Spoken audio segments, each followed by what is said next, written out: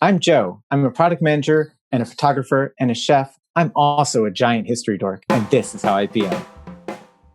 My product management tip is around how to own the narrative around your data. Everyone's product is always swarming with all sorts of different types of data, different metrics. Focus that conversation down to one or two KPIs that really show the success or failure of your product. By narrowing the conversation down to one or two KPIs, you can really walk your stakeholders and your management through the sort of narrative of your product, how it's faced challenges, how it succeeds or how it fails, when it needs more additional investment, when it is time to retire your product or rebuild.